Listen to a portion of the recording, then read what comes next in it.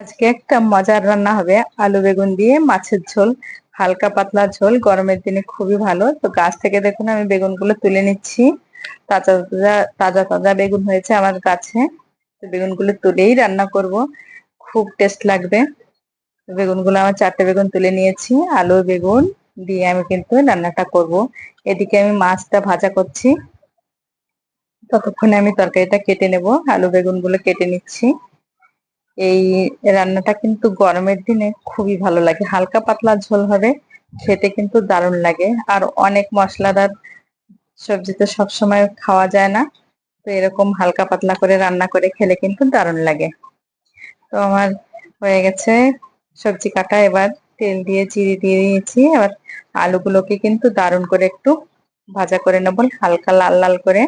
এদিকে আমি মশলাটা করে নিচ্ছি, পেঁয়াজ রসুন আর একটু জিরে দিয়ে আমি মশলাটা করছি। অল্পই মশলা করব। আর এবার বেগুনগুলো, কেটে রাখা বেগুনগুলো দিয়ে খুব সুন্দর করে একটু ভাজা করে নেব। স্বাদ মতন একটু নুন হলুদ দিয়ে দেবো, আর একটু লঙ্কার গুঁড়ো দিয়ে দেবো।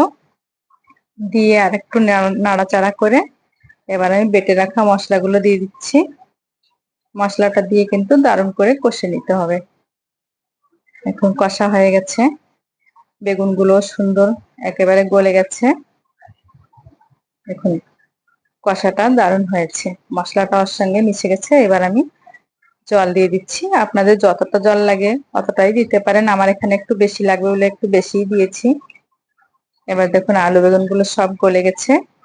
ভাজা করে রাখা মাছগুলো এবার আমি দিয়ে দেবো। তো এইভাবে আপনারাও রান্না করে খেয়ে দেখবেন বন্ধুরা, খুবই কিন্তু দারুণ লাগে। গরমের দিনে অনেক মশলা তো ভালো লাগে না, তো এরকম করে লাস্টে একটু ধনেপাতা দিয়ে নামিয়ে নেব। তো কেমন হয়েছে আমার এই রান্নাটা প্লিজ কমেন্ট করে জানাবেন। এইভাবে আপনারাও খেয়ে দেখবেন। রাধে রাধে।